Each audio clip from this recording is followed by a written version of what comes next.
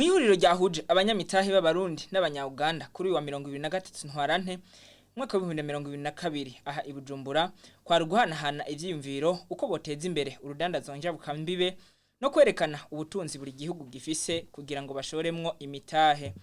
Odas Ndayizeye arongoye ikigo c'ubudandaji n'amahinguriro yamenyesheje ko Uburundi bufise byinshi byo gushora hanze, aharavuga nk'ubutare, ivyamwa, amafi, ibijumbu n'ibindi, nyamara ko atabuhinga dufise bwo kubihingura kugira ngo bishogwe bica bikoreshwa.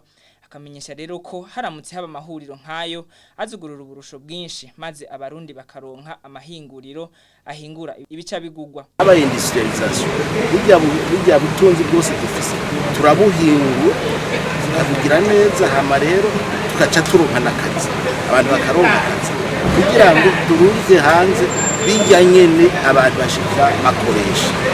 Ariko twe urabona turamwika hanze ibintu bikiri bivu twagose tukarunga bazusanga hagarutse bya bindi nyene mugabo babihinguye kuyidoshora kubikoresha. Biro byo guhingurira hanze imbere yuko ari byo tugiye kugabanya gato kugira ngo ivyo dushobora tubikorere ngaho.